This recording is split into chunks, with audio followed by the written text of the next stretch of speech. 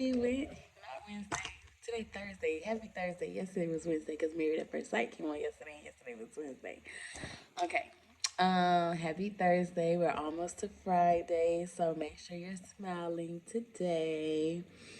So Married at First Sight, one of my favorite shows. As I told y'all yesterday, reality TV is my guilty pleasure. I love it, love it, love it. So there's a lot of shows that I watch. I don't watch every single one that's there, but I watch a large amount.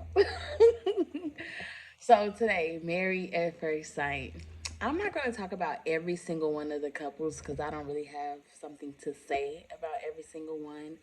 For instance, Mitch and I think his wife is Krysten. And I have too much to say about that. I don't have much to say about that. I think that they have the possibility to make it. I think that Kristen is now speaking up for how she really feels, which I think is extremely important. Um, and I just have to see how it plays out. Lindy and Miguel. Lindy. I keep seeing moments in her interactions either with Miguel or with the ladies where I'm just like, Lindy, she has a little fire in her. And I could see Lindy being a little too much for Miguel because Miguel seems a very like even tempered, very thoughtful, very like in control of his emotions. He thinks and processes versus Lindy, who kind of just goes off, right? So I don't know how that's going to end up. I think that they have great chemistry. I think they have the potential to do well. But in reality, I don't know if Lindy is able to handle and go the places that Miguel trying to go. Um, who else do I not have much to say about? Stacia and Nate. So, okay, last episode or the last like two episodes before this, Stacia really was like on her. I put some lotion on my hands. Sasha was really like on her, oh, you don't love me. You're not showing me love. You're not capable. I'm not feeling it. I need more, quicker type vibe, right? And in my opinion, I think that Nate has really done well. We have to, keep in mind this week, I think they said they were at week 5. I don't know how quickly you guys fall in love. And even if you are a quick, like, fall in lover, like, everyone's not like that. So if you, Stasha, are like going head, you know, diving in head first and in love already, you have to give your partner time. And I think that I don't know if she's really giving him that time and being patient with an open mind, because patient is not like you waiting, but you're like, come on, let's go. Like, when you gonna fall in love, when you gonna tell me you love me, it's you waiting and you being keeping a positive open mind while you're waiting. And I don't know if she's doing that. I think that it seems like they have really good chemistry. It seems like they have really good sexual chemistry. From this episode, like when Nate had blindfolded Sasha and she was on the bed. First of all, she did not want to get blindfolded. Sasha does not want to relinquish that type of control, but she did it. She did not want to open her mouth for that whipped cream. She didn't know what it was, but she still was like, "Hold up, no." And then once he did that, you could see Nate was like ready. He done took the blanket. I already knew once he grabbed that blanket. I already knew what was about to happen. So that was cute to see Sasha and Nate in that way, because Sasha, while she has shown that she has that fun, bubbly, vibe, she also is very buttoned up and likes to control things. So it was nice to see her in that way. The swing, that was dope. You could tell Nate like that also. I actually would like to try something like that, a swing. That looked very, very fun. Very fun, very different also, So that was good seeing that. Who else? So I talked about Mitch and Krysten, Stacia and Nate, Lindy and Miguel. Who are the other couples? I'm trying to leave. I'm trying to leave Justin and Alexis for last because I have so much to say about them. But am I missing anybody? Um, let me see. Married at first sight cast. Cause when you're not looking. Oh, of course. Morgan and Ben. So okay, when the men sit down and talk, I agree and understand the men a lot more than I do the women sitting down and talking about this specific issue. When I look at Morgan and Ben, I'm looking at Morgan like, girl, why are you so mad? Like, excuse me, I personally don't understand the magnitude to which she's upset, right? It's one thing at the beginning when he was like, oh, so you're not a nurse, and went and told that. I don't necessarily understand, why she's so upset about it. I can understand her wanting to address that and like, yo, I am a nurse. I'm just missing one credit, and you should be protecting me in that moment versus going around telling people that I'm not a nurse. I get it.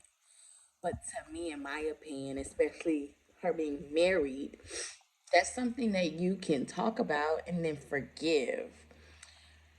And when you say forgive, it's not you constantly bringing it up, right? So then, boom, the second thing he did in her eyes, right? He's talking to Justin about their relationship. Somebody else that's on the cast with them, going through the same things. Not many people in this world have ever been married, an arranged marriage, right? Married before you knew a person, before you met them, before you got to smell their breath in the morning. Like, nobody else has, not many have gone through it. So he's talking to Justin about it, somebody who's in the experience with him, who can understand, who can identify with the same feelings that he's having.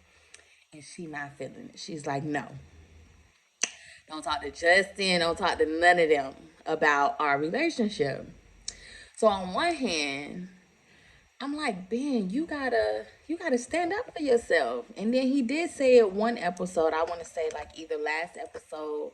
I want to say it was last episode, where he's like, he's my friend. Can I not talk to my friend about what I'm going through in my relationship, especially because I can't talk to you about it because you're always so angry and have this big bad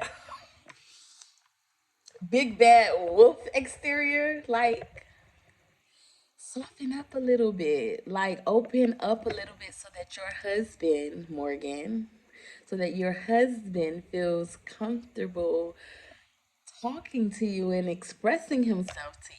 Like, soften up a little bit. And we understand, Morgan, you're a fighter. We get it. You got it. We get it. But you don't have to fight your husband. This is your husband. You guys are on the same team. Like, don't make him feel like a child. I don't know. Like, I feel like she's just beating him up and beating him up and beating him up and beating him up and not providing him with any grace. I feel like Ben has been extremely apologetic. I think he's been extremely sincere and genuine and wanting to like make amends and fix it. At first, yeah, he was like, what are you talking about? Like, no, I didn't do that. Because here you are coming out of nowhere with like, you did this to me and you did that. You know what you did, but you're not telling him what he did. So what do you expect his reaction to be in the moment where you're like, you did this, you did this, but you're not telling him what he did? So I don't think Morgan and Ben is going to make it. I think that Morgan is, she doesn't seem to be healed. It seems like the things that she's gone through in her past has hardened her to a place where when someone hurts her, first of all, before somebody hurts her, her wall is already kind of up there, right? And then when somebody hurts her, it goes up. And it's like a steel wall, like a brick wall that ain't coming down. And even in the midst of him apologizing, she's like, she needs an emotional apology. I don't really know what that means. I don't know. I don't know what an emotional apology means. To me, it's like if you say I'm sorry for hurting you, if you say I'm sorry for lying to your face and talking behind your back, to me that is a genuine apology. What needs to follow that genuine apology is changed behavior. That's it. I don't know what emotions she's saying she need to see. And then when and if he does show you some emotion, what is that going to be met with, Morgan? Like, what are you going to give him in return to that emotional apology? Like, what are you doing? So I don't know. And then when Morgan sits down with the girls, Lindy said to Morgan, "Oh, you're so emotionally intelligent." And I'm like, I don't get it. Am I watching the same show? Because Morgan is not emotional intelligence. To me, emotional intelligence is being able to feel your feels and respond to it in an intelligent way, in a mature way. And her always running off mad versus communicating and conversing with Ben, to me, that shows a lack of emotional intelligence. Like, you should be able to, like, for instance, me, I'm a processor. I'm not a person who can necessarily respond to something you may say or do right away, right then and there. I don't know. I got to process it. I got to make sure that I'm not responding or reacting.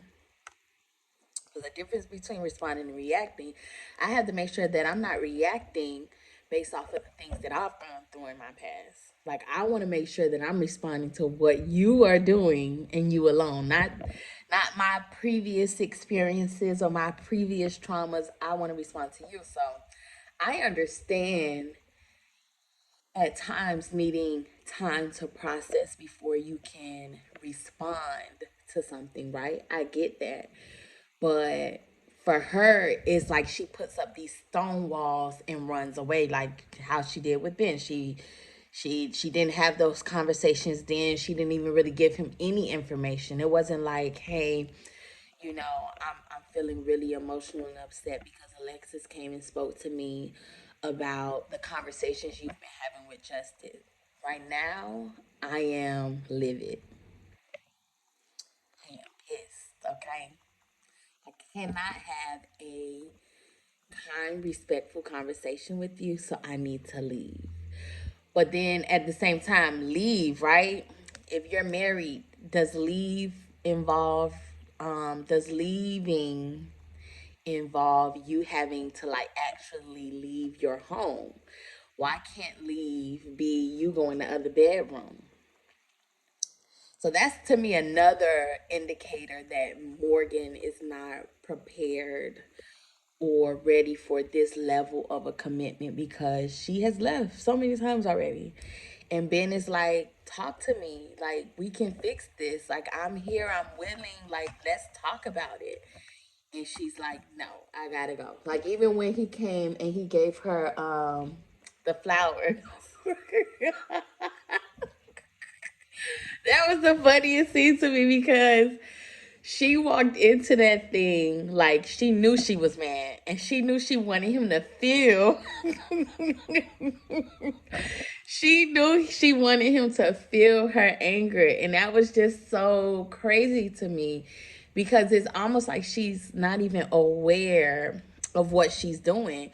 Like, there's some people who are mad, like to be mad, like to stay mad, and they are like standing on that madness.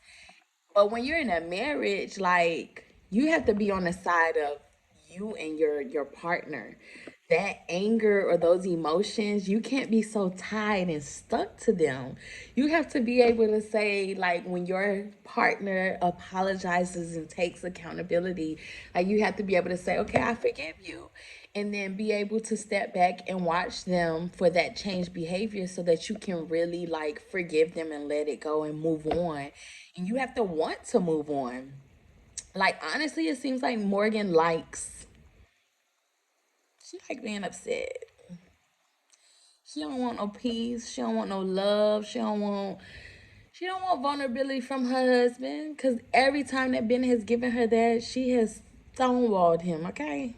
She has not given, she has not matched the vulnerability. I believe there was one time where I felt like she was, gave him a little informational insight into her life, but I think Ben has been extremely emotional, not emotional, vulnerable. Even when he came back to her and said, I thought about it and I now know that me telling people that you weren't a nurse was because of something that happened in my past. And that's what I mean when I say that, like, me, myself, I'm a processor because I've gone through some things. So I know that sometimes when someone does something, it may not be the thing that they're doing that upsets me, it may be a trigger. And I have to be aware enough, right, to recognize things like that, to recognize those types of patterns so that I'm not just doing things uh, that I may not want to do, or projecting things that I may not want to project. So yeah, so that's all I got to say about that. I like Ben. I think Ben is a good guy. I think that Ben is very aware and he is trying. He's trying. He said he signed up for therapy. To me, those are all actionable items. And a person that's taking action and doing, I could work with all day versus a person that talk, and don't do. You have to do. Like, it's all about doing. So that's all I got to say about now. So now, Justin and Alexis. I feel so strongly about these two for so many different reasons. Like, they started off so hot and heavy. I knew that was going to dissolve and dissipate and disappear, honey. I knew that. But I ain't know it was going to be like this. I ain't know it was going to be like this. I feel like while they're having conversations, right, at times they talk to each other very loving, very sweet, very kind. And then there's other times where you could just see it brewing. Like, it's just going up and up and up. Like going, like rising in aggressiveness. Rising in aggressiveness, rising in just fight. Like, so the argument this episode with them was Alexis wanting to go out every weekend. She says only for about 2 hours at a time with her friends. And Justin is like, why do you have to go out every weekend? So I have my water. I start off my days by drinking water. I may have a cup of coffee also. But I kind of fast in the morning. At first, it started happening without, like, not intentional. I just don't be having an appetite. And then once I started noticing I just really don't have an appetite in the morning, I just, like, kind of take some hours to fast and just drink water. And then maybe a cup of coffee or tea. It depends. If I'm in the office, I'll have tea. At home, it's coffee more than likely.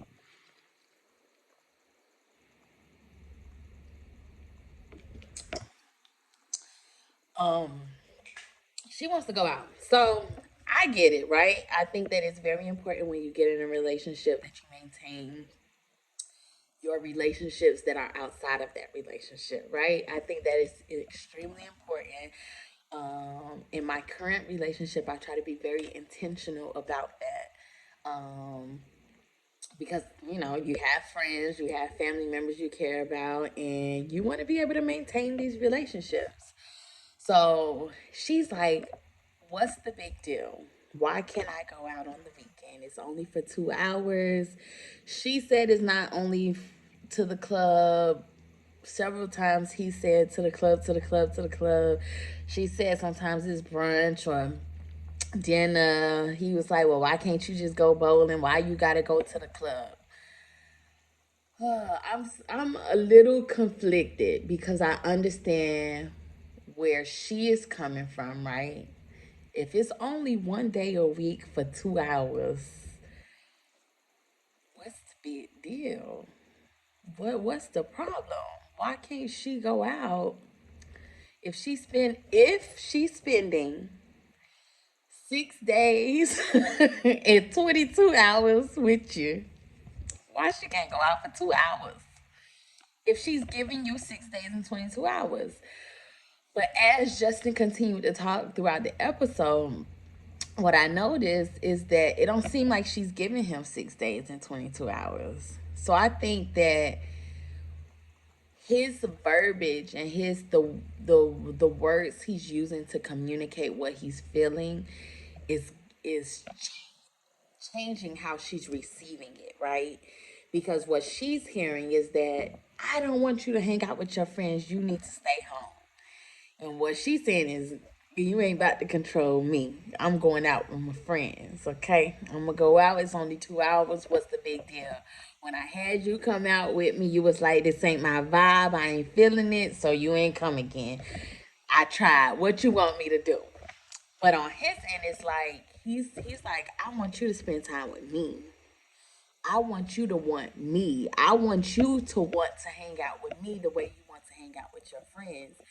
So I get the impression that she ain't spending time with him the way that he want him to spend time with her. But he has to find those words so that she can hear that. They went back and forth and back and forth and back and forth about this throughout this episode. Now, when they were on the couch and they played the blindfold game, I thought that game went really well. I was very proud of Justin because I felt like he said what he felt. He directly said to her what he was feeling. And and she ain't like it. As direct as she has been with him throughout this entire season, the one time that I feel like emotions were off the table with him in that moment. He spoke directly. He was honest. He was transparent. He said exactly what he was feeling. And she came back with, you know, I'm grateful for you. I'm grateful for your family. I'm grateful for this experience, the highs and the lows. I'm grateful, and that's all I got to say. Now, one thing I wanted to say, he was like, it's frustrating when he was blindfolded. He said, it's frustrating that you haven't asked me about Maya or how I'm feeling about Maya, his dog Maya. Now, if that lady ain't asked him about his dog, she wrong. She wrong, she wrong, she wrong, she wrong, she wrong, she wrong, she wrong. I understand that before the dog attacked her dog, he didn't disclose the struggles that Maya has had with other dogs. I understand that. That was lying by omission, and he was 100% wrong for that. I understand how you feel about your dog. No. Let me not use the word understand. Because I don't personally understand. Because I've never had a dog. Do I like dogs? They're fine. My kids, my two boys, they love dogs. I think that when I do buy a house, and we have like a big yard and they're old enough where they can clean up the poop, okay, I would consider getting them a dog because they really love dogs. Their aunt has a dog. Their grandmother has a dog. So they have some pets. Those are their pets. So I would consider getting a dog. I'm not like, anti-dog, right? But I've never had a dog, so I don't know that that relationship between a dog and their owner. I've never been there, so I can't relate. That's the word. I understand, but I can't relate. And then with Alexis, it seems like it's another level because she's, that's her daughter. That's her daughter. That's a child or whatever. So I get that it was like, it was a really big deal that his dog attacked her dog, that he left out that information about his dog attacking other dogs in the past. So I could understand her being really upset about it. But at some point, you gotta forgive, right? You gotta forgive. You gotta move forward, and you gotta ask this man about his dog. You gotta show some care and some concern. If she hasn't, and he said she didn't, so the fact that she hasn't asked him about his dog, that is concerning for me because it's like you knew how much he loves his dog. Also, y'all both in the same boat. Y'all some dog loving people. Why you ain't asked your man about his dog yet? Why haven't you done anything, made a gesture to show that like him giving up his dog means something to you? Cause he didn't have to do that. He didn't have to let his dog go. He could have left you. That was another option. Cause it seemed like you was putting your foot down that the dog couldn't come back. So he could have left you. So show some. To me, there should have been some appreciation. I don't know if men you're supposed to get flowers for men, but some sort of like something to console him. Make him feel better. For a woman, it could be flowers. Like here's some flowers, baby. A card she could have written in the card. Something to show him that like, yeah, I get it. I appreciate it because that was a sacrifice, right? So when I saw that, and then when she responded on in her blindfold and didn't say anything about that, from that moment I was like, yeah, she mad. She didn't like what he said. He said he don't feel like she's ready to be a wife. I agree with that. I feel like emotionally they both are weird. Like she likes to say that she's not emotional, but it seemed like she real emotional. I think that Justin is just upfront with his emotions versus her not. Like she is almost like she try to act like she don't have emotions. I don't know. I don't know. I don't know if these people gonna make it. Justin and Alexis. What else did she say about him? She even made the comment once. She was like, she could go to the club every day and still make it on time. Her going only once a day is her holding back. I believe her when she say that. And again, I don't see the big deal about her going out once a week. But it is a big deal if she's not spending quality time with her man. Like that you guys are living together. So the time that you're spending together should be quality and should be, I mean, daily, right? Like if y'all living together, unless your work schedules conflict, it should be daily. It's not like your boyfriend and girlfriend not living in the same home, and then it's like schedules have to align in order for quality time to be spent. But y'all living together, so it don't seem like she giving him that time. He's questioning the marriage now, as he should, because when Dr. Pia, I got to talk about Dr. Pia, honey. When Dr. Pia came in there, I feel like she made everything worse. I feel like Dr. Pia had this comb, but I feel like she had a big old spoon, stirring the pot and not providing resolutions, like not driving the conversation to get to a resolution. I felt like she really just like stirred the pot, like brought these emotions up, and then just kind of just like I don't know about her. I don't know about her. I don't know yet. I'm gonna have to see more interactions. I didn't like any of her interactions with any of the couples. I don't think she was asking the right questions. I don't think she was steering the conversations in the right directions. I wasn't feeling it. I really, I really wasn't. I was just like, whoa, like, and then when I think Alexis said, I don't feel hurt by either of you.